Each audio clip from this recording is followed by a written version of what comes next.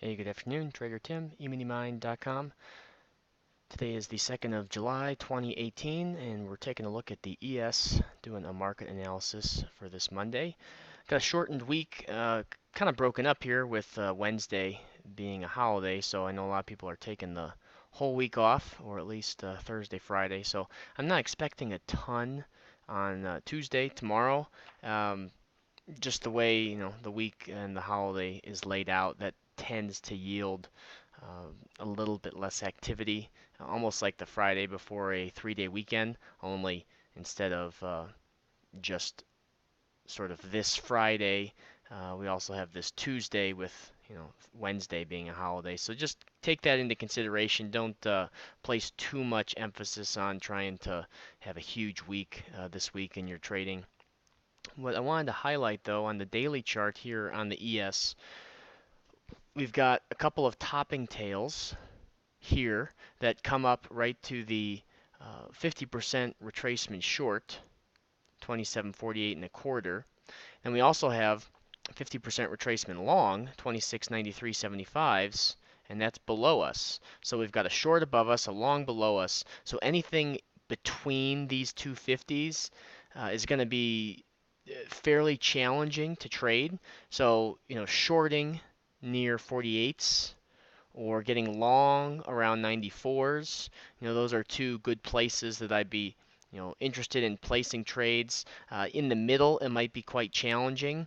That being said, if you're trading on an intraday chart, on the 512 tick chart, like I like to use, it's okay to, you know, place trades that might be going against that daily trend. Because as we know, within the daily trend, there's going to be uptrends and downtrends on the smaller time frame. So don't feel like you have to trade only longs if the market that day is on the daily chart showing a bullish candle. Now, there's days where the market's really strong or really weak, and I'm not going to fight a strong uptrend or a strong downtrend.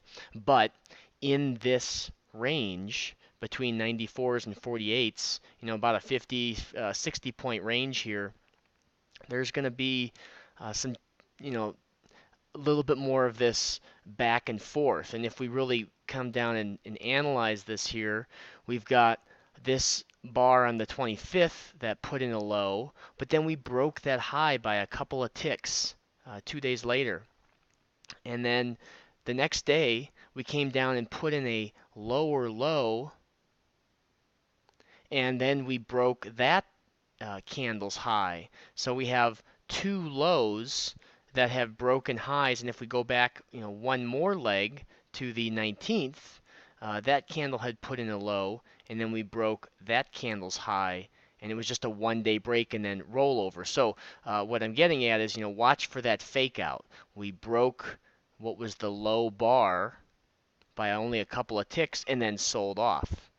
And then we had on the 28th a low bar. We broke that, and then right away today, with the gap down, we broke the low of the high bar. So there's not a lot of sustained trending in these kind of situations where you're between 250s, a long and a short, kind of like we saw back here in the middle of May, where we had just one or two bars in one direction, then we were changing direction. So kind of the significance or signifying that choppy range-bound environment. So just be cautious for that. In some ways it's good that this week is the holiday week because if you are treading lightly, it gives the market some time to form that sideways movement, and then once we either break the 61.8 of the short or the 61.8 of the long, then we can draw the next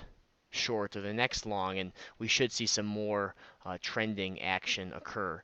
If we kind of zoom out a little bit more, you can kind of see how we have started moving higher, and as long as we don't break this swing low back here on the ES down at 26.75s, we still have a strong possibility that we can move higher, even with a lot of the kind of uncertainty going on with the trade war and all these talks with North Korea and things like that.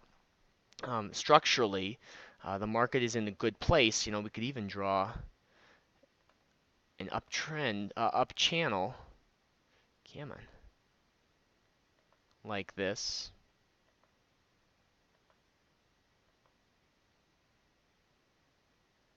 And that kind of gives us a little bit of a range as we make these highs and then pull back and then make another high and pull back, another high and pull back. Notice how these lows have not been breached. So breaking the 2675, not only would it be the swing low, but it'd be awfully close to the 60-1/8 of that long. So just kind of tread lightly this week, and if you want to take the week off, it's a great one to do it, and then come back the next couple weeks, trade into maybe the first week of August. And then August can get a little bit screwy, as you've heard me say before, so no need to go crazy in these kind of these next couple of months. There's going to be a lot of great opportunities. So if you normally trade 4 contracts, maybe go down to 2, or just kind of curb your expectations that we may be in a situation here where we're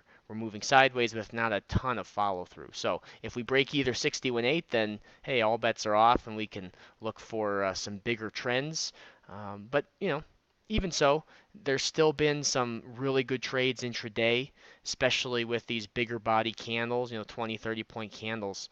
There's some good swings within that. So tomorrow morning, we'll be doing a live trading session, see what the market gives us, and I wish everyone a good week, and I hope you have some fun this week and enjoy family and friends outdoors. So have a great one. We'll talk to you soon.